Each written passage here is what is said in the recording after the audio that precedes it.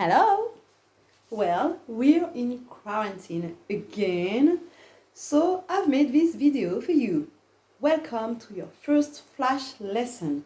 Complex sentences with the second part starting with to plus verb or not to plus verb. Like this.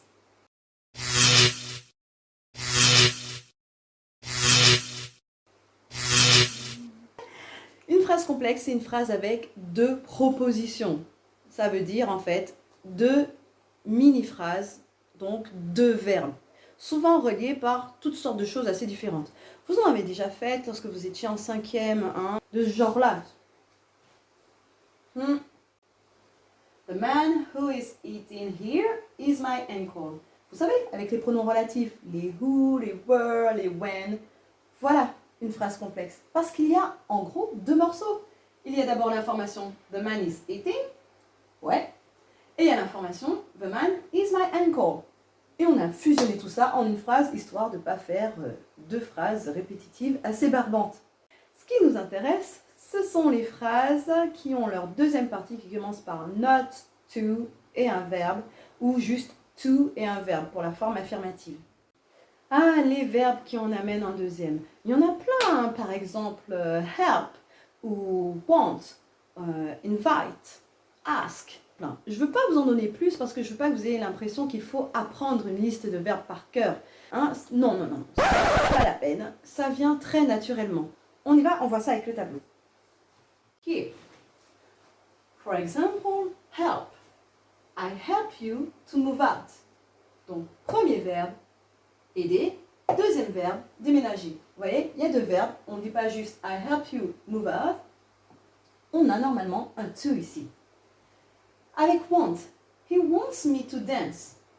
Je sais que vous êtes déjà habitués à voir le want to. Donc là, on a l'explication de pourquoi il y a un to après want.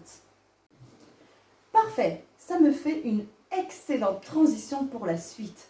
Ce que l'on met ici. Ici, ça ne se voit pas très bien, mais pour la deuxième phrase de notre exemple, on voit mieux. Il y a un me et pas un I. Donc, effectivement, ce petit mot se raccorde à la phrase d'avant. Ok? Ça veut dire qu'on n'utilisera pas I, you, she, it, we, encore you et they. On utilisera plutôt ça. Ça veut dire que maintenant, il faut passer à la deuxième hellbox, comme on fait pour la négation. Pour notre deuxième hellbox, on voit juste la forme négative de cette subordonnée par le verbe. Exemple. I help you to fail. Je t'aide à échouer. Ouais, c'est pas top. Vaut mieux dire je t'aide à ne pas échouer. Attention, ouvrez les yeux, ça va aller vite. I help you not to fail. Voilà, c'est fini. Très simple la négation ici. Le not que l'on place juste avant notre to. Et ça donne I help you not to fail. Je sais, ça écorche un petit peu les oreilles quand on n'est pas initié, mais vous vous y habituerez vite. Je profite pour mettre un autre exemple.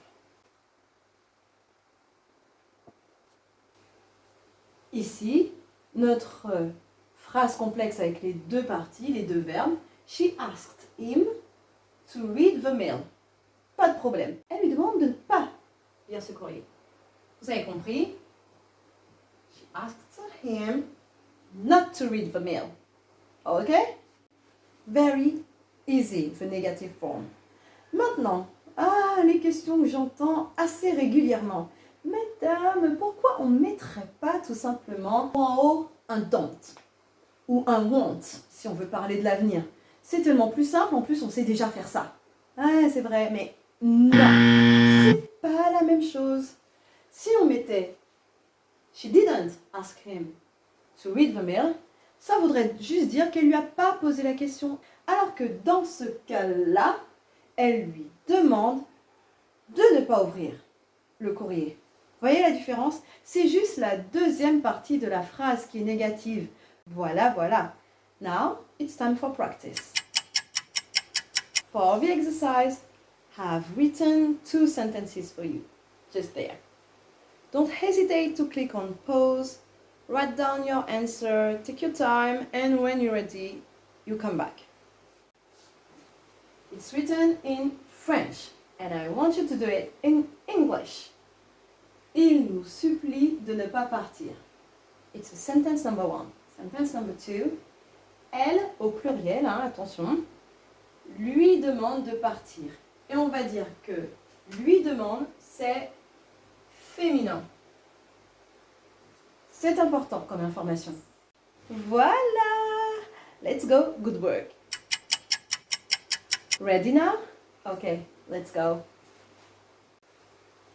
Il nous supplie de ne pas partir. On n'oublie pas le S à la troisième personne du singulier. He begs us. Pas we. Pronom complément. So he begs us not to leave. Not to go. C'est acceptable aussi. Deuxième phrase. Elle au pluriel, donc they. Demande. Ok pour ceux qui ont mis ask. Et ok aussi pour ceux qui ont mis demande. Parce que demande, c'est exiger. Et ici, ça peut passer. So they ask her, parce que c'est une fille, to leave. Okay, I hope it's great for you. I say goodbye and see you soon.